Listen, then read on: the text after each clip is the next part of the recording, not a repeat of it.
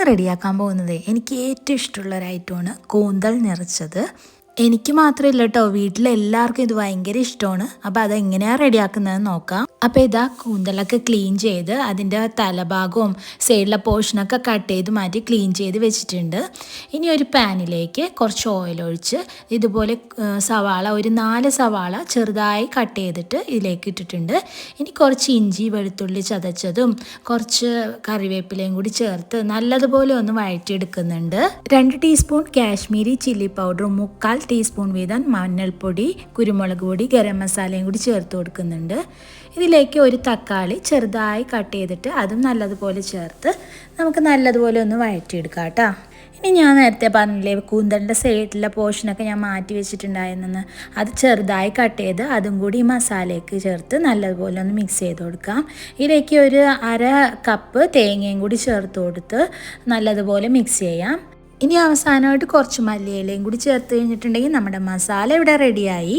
ഇനി നേരത്തെ ക്ലീൻ ചെയ്ത് വെച്ചിട്ടുള്ള കൂന്തലിലേക്ക് കുറച്ച് മഞ്ഞൾപ്പൊടിയും ഉപ്പും ചേർത്ത് ഞാനൊന്ന് മാരിനേറ്റ് ചെയ്ത് വെച്ചിട്ടുണ്ട്.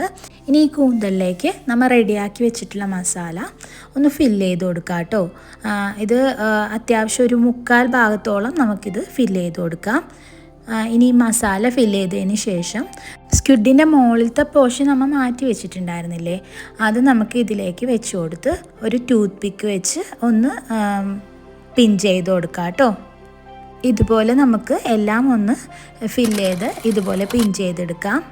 ഇനി ഇതൊന്ന് സ്റ്റീം ചെയ്തെടുക്കണം. അതിനായിട്ട് ഞാനൊരു സ്റ്റീമർ വെച്ചിട്ടുണ്ട്. ഇതിലേക്ക് അലൂമിനിയം ഫോയിൽ ഇതുപോലെ വെച്ച് കൊടുക്കുന്നുണ്ട്. അതെന്തിനാണെന്നോ, നമ്മൾ കൂന്തൽ സ്റ്റീം ചെയ്യുമ്പോൾ അതിൻ്റെ ജ്യൂസ് പുറത്തേക്ക് വരാൻ ചാൻസ് ഉണ്ട്. അപ്പോൾ ഇത് ഈ ജ്യൂസിൽ നിന്ന് കുറച്ച് നമുക്ക് ആവശ്യമുണ്ട്. അതിന് വേണ്ടിയാണ് കേട്ടോ ഇതിങ്ങനെ വെച്ച് കൊടുക്കുന്നത്. ഇനി നമുക്ക് ഒന്ന് മൂടി വെച്ച് ഒരു 5 മിനിറ്റ് സ്റ്റീം ചെയ്തെടുക്കാം കേട്ടോ. 5 മിനിറ്റിൽ കൂടുതൽ സ്റ്റീം ചെയ്യരുത്, സ്ക്വിഡ് ഭയങ്കര കട്ടിയായി പോകും. അപ്പോൾ 5 മിനിറ്റിൽ കൂടുതൽ സ്റ്റീം ചെയ്യരുത് കേട്ടോ.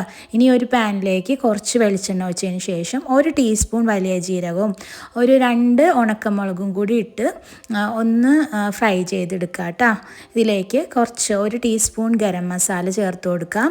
1 ടീസ്പൂൺ കാശ്മീരി ചില്ലി പൗഡറും കൂടി ചേർത്ത് ലോ ഫ്ലെയിമിലാക്കി നമ്മൾ നേരത്തെ കൂന്തൽ കുക്ക് ചെയ്തപ്പോൾ കുറച്ച് ജ്യൂസ് മാറ്റി വെക്കാൻ പറഞ്ഞിരുന്നു, അതും കൂടി ഇതിലേക്ക് ഒഴിച്ച് ഒന്ന് തിളപ്പിച്ചെടുക്കുക കേട്ടോ.